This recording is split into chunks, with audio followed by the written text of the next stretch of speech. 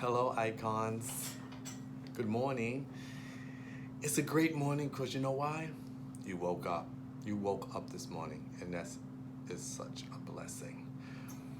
Well, I'm coming on here. It's gonna be a little emotional. I just wanted to share something with you, and maybe it will help you. Um, well, what I want to say is, I know someone that, well, I don't know him personally, but this young man, Ty Couture, he just passed away. He is a hair. Let me tell you a little bit about him, a little bit about his story. Let me say right now, I did not know him personally. I did not know him personally, but his name is Ty Couture, and the hairdressers, and people that go on YouTube probably heard of him. He's a YouTuber. He's a celebrity hairstylist. He had a salon in Cherry Hill, New Jersey.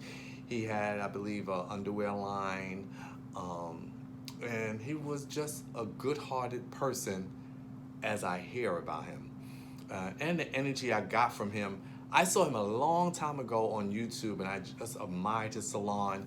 I always said to myself, oh, one day I'm going to go down there. And this is why sometimes when you say something, you got to just do it. I wish I would have met this young man. And I always say, oh, I want to take a ride down there. I just want to sit. It was something about the energy that was coming through the screen. It was just something about him when he's talking, when he was doing hair. And I said, yeah, I want to go down there. And I never went, dealing with my own struggles, dealing with my own things, with business or whatever, life, boyfriends, whatever back then. I can't even remember what it was back then. And that's why we shouldn't worry, because things always come out to be positive. So, and there's always a learning lesson in anything you go through. So it just saddens me, I just found out a couple of days that this young man, Ty Couture, he committed suicide. He was going through depression. He's going through his first relationship was married. He was married for 10 years. And then they broke up, and I heard that was a breakup. And then he met someone else quickly, and he was in a relationship, and I believe he moved to Atlanta for this person. I believe he sold his salon and everything for this person to move down there. So this is what I'm hearing. I didn't know, like I said, I don't know him personally. And I remember that when I said that a long time ago, when I came across him, I DM'd him and said, oh, you have a beautiful salon. I just love your salon. And he was just like, thank you. And that was really it. That's the only encounter we really had. But I just want to talk about, how can I say this? I know this is going to be a little emotional for me, probably for you, but I just want to say depression is no joke. Depression never goes away. You just have to learn how to deal with depression. I just thank God. I mean, I went through my things. Everybody has different levels of depression. Number one, everybody had, some get so where they want to commit suicide. They go through certain things. They get on drugs. They get on, it's just certain levels of depression. But I know that it's just no joke, and just to hear people, taking their lives, and it just saddens me a lot. I have been in dark places in my life, very dark places. But let me share this first. The day, he died a couple of days ago, but that morning before he passed, when I heard about it, I was laying in my bed, and I don't know why I was visualizing this. I was visualizing the three people who I saw on their deathbed, which was my mother, my Uncle Gordon, and the mother of my children, Lisa. And I said, I woke up and I was like, not even woke up, I don't know, just in a daze. Why am I thinking about the people that were on their deathbed. My family. Why am I thinking this? Is something bad? Is it what's going on? Like, is it telling me that I need to be on I'm getting ready to go on my deathbed? I don't know. I just didn't know at the time. And then when I heard about his death the next morning, it made me realize, even a couple of days, like yesterday, that it's just meant for me to stay strong. To stay strong. For y'all to stay strong. I don't care what you're going through. Just pray. And you know, some people just say, oh, just pray, and then you never get answers. Everybody has their thing, what keeps them strong. It could be God, Allah, Buddha, it could be so many things that keep you strong. But God, Jesus, has kept me strong.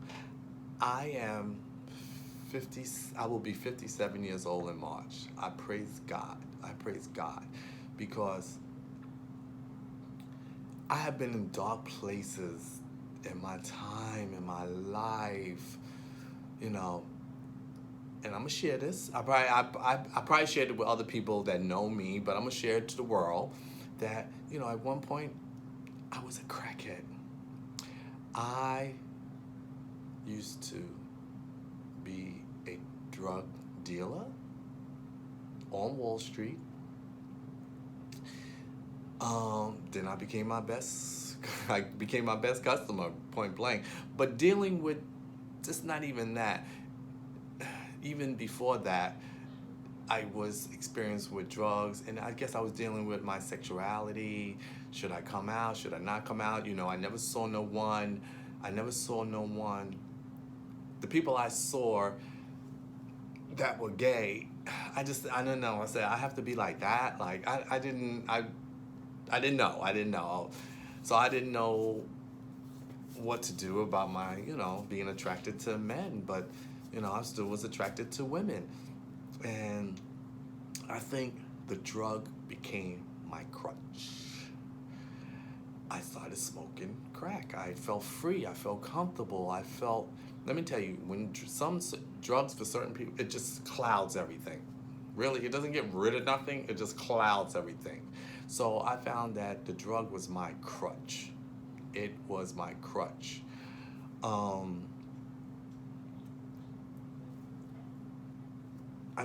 I can't even tell you, the darkest thing is so many things that I have been through.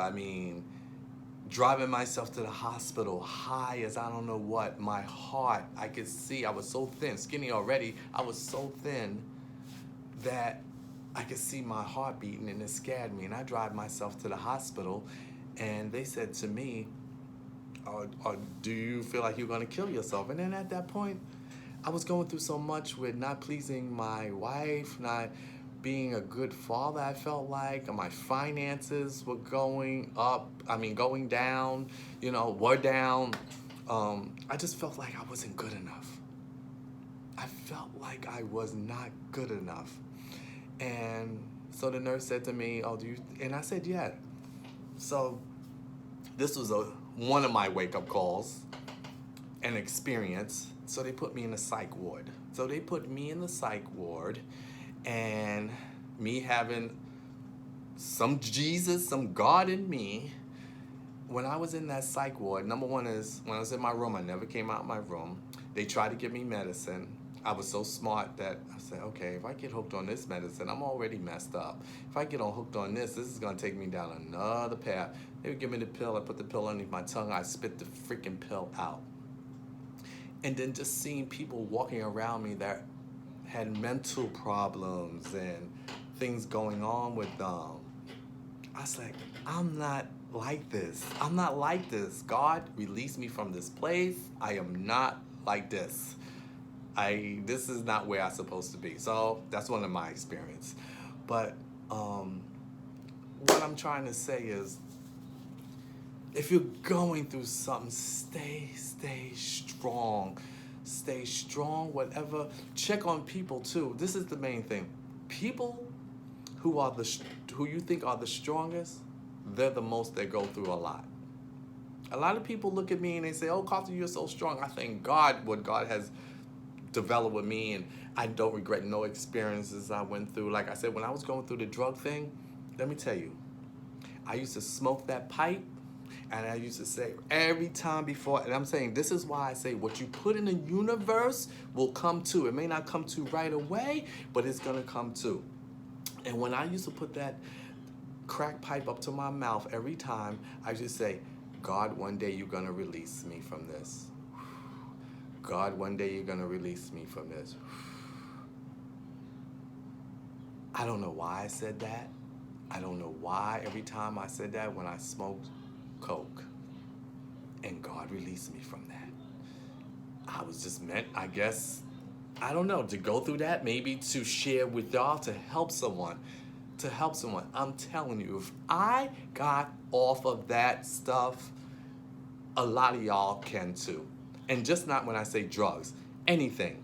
Anything that you're going through, a bad relationship, yeah, you're gonna have that experience, but it's going to make you stronger. When we're in darkness or something, it's always so painful, but it is light on the other side. So like I was saying, I know I'm all over the place, but I just feel so sad just hearing about this young man. It just opened up a door to maybe for me to help others, to share about my experience, that life can go on. You know, you just don't know the level of depression, and I'm still learning. You know, I hear, like, I have a friend that he's going through depression. You know, I used to go visit him in the hospital. This is like 3 years ago, and I still couldn't wrap my hands around why he would be so depressed. Then I had a friend a long time ago, because his eyebrows wasn't right. He went through a whole depression, tried to kill himself. The littlest things can trigger depression. People, I don't know, but just get a hold of something, talk to someone. It's sometimes, I have a very, I can name 3 people that I can really talk to and share with. 'Cause I don't know, I just can't share everything with everybody. I just can't. I'm sharing it now with everybody about, my experience with drugs, and that was a roller coaster. Let me tell you. Sometimes I think that I should have been dead. I really do. And sometimes I still go through certain things in life, finances, especially, a lot of hairstylists go through a lot of stuff. And we have to pull ourselves through, or just pray or get to God. But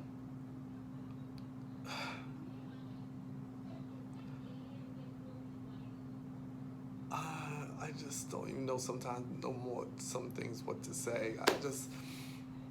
I know I'm just meant to do more in the world, share more. I really believe my experiences is meant to help others.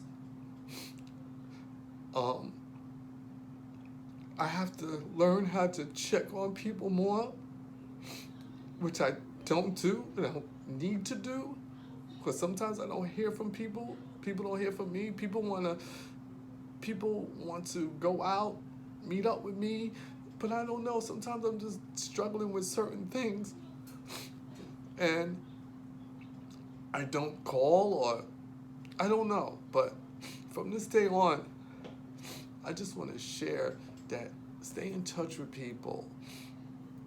Call somebody and say, are you okay? Are you all right? I have friends, they call me. I have one good friend that calls me and say, Carlton, you good today? You all right? And I say, yes, I'm okay. But when you're not okay, share it. Don't hold it in.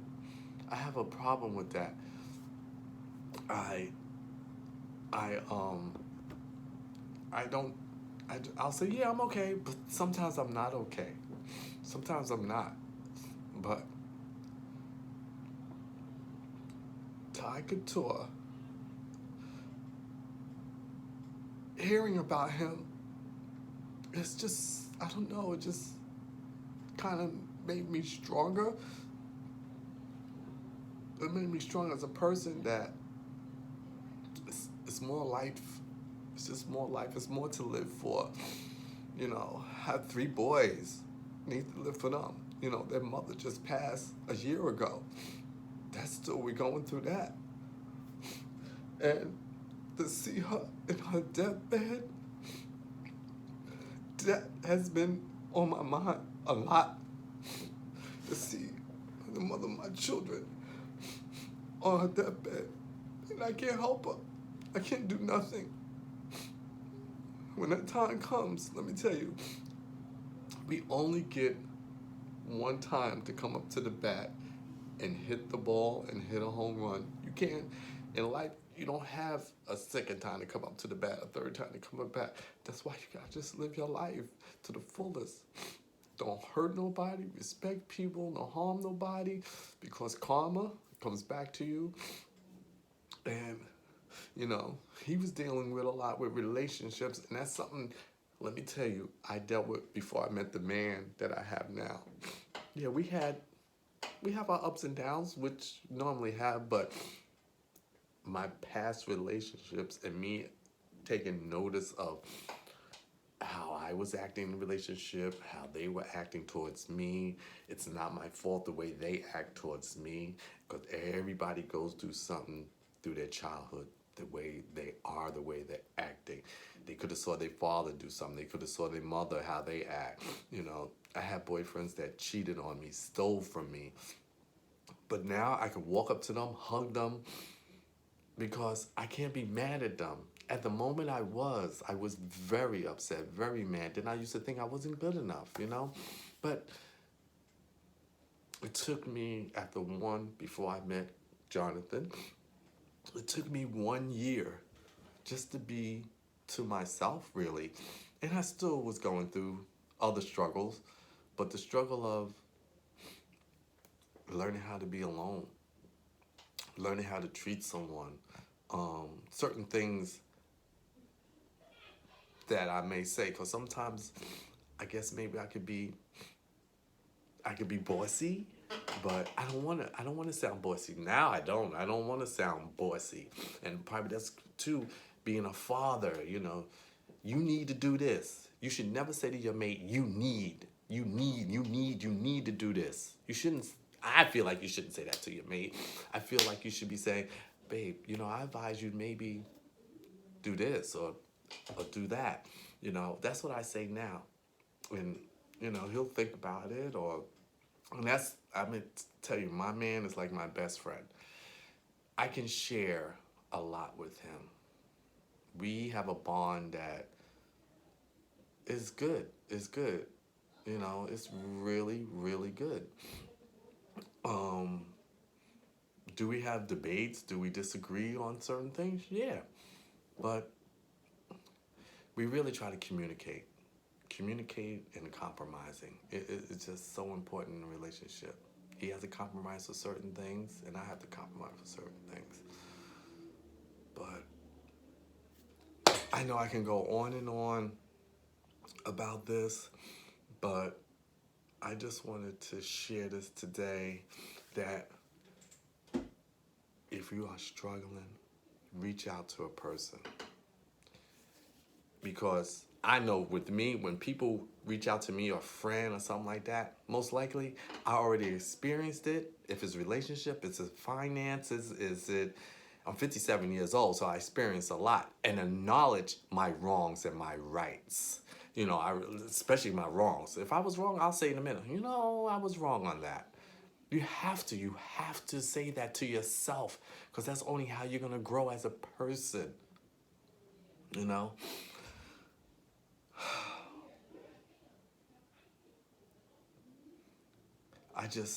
That's all. I always get up and I just say, I thank God, because I know I'm meant to be here.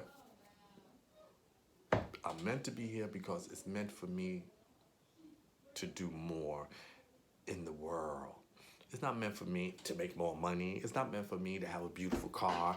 It's not meant for me to have the big, big house. Well, it is meant for me when God blesses me with it. But the main thing is when you got life, when you got your life, that's so more important than the relationship, car, house, money. When you have your life, it's like a lot of people out there, they wouldn't know how to deal with not if they lost everything. I tell you one thing, if I would live on. I could live on if I lost everything. Because I've been through so much. I have built up. I'm not gonna be like, I won't stand still. It's just no way. I could go work at the corner bodega and work somewhere. It's just not. I could always move on because I have life. When I know I still have my life, I know I still can have what it's what I don't want to say what I want to have, what I need to have in my life. And that's when you know your needs and your wants. You gotta know your needs and your wants, people. What you need to do, what's needed for you, and what's want for you. If you in a studio apartment in a little room, you know you need to just pay the rent to keep that roof over your head. You'll find food, you'll get food. I don't care if you're eating soup every day. But keep the roof over your head. If you're able to do that, just keep doing that and then keep doing the next thing. And then you just be like, okay, now I know my needs and my wants. So I have so much to say, and sometimes I get so lost because I love sharing to help others. I love sharing to help others more than anything in the world. I don't know where that came from. I don't even know where that came from. I remember when I was 5. I hate to say it, I'm going all over, but I remember when I was 5 years old and my mother yelled at me because you know what? No, I wasn't even 5. Because I remember I was younger than that because I moved out of the projects when I was 5. So I had to be like 3 or 4. And I remember being in the window and I was handing my toys out the window to people, to the kids that were by my window. I was just handing them the toys. And I thought back one time, a long time ago, when I was sitting in darkness, and I just like, I always have a giving heart. God, I thank you for my giving heart. Even in my darkest time, through my drug times, I still had a giving heart. Even gave away drugs. That I still has a giving heart. But I just wanted to share this, and I guess his death, Ty Couture's death, had me to speak out. Maybe this is helping someone. Maybe it's helping the hairstylist that's going through something, the entrepreneur, the whoever. You're gonna be all right. You're gonna be okay. Just learn how to deal with, because pressure does not go away. Things that happen, the clouds, they're gonna come. You're gonna have more bad times sometimes in your life more than good, because the bad times are gonna give you experience to be better. That's how you have to look at it. Be like, okay, I'm going through this, but I'm gonna come out of this a superstar because this is just the experience. One day I'll do a video about all my experience. So I need a ghostwriter, y'all. I need a ghostwriter to write my book. So whoever wants to be a ghostwriter,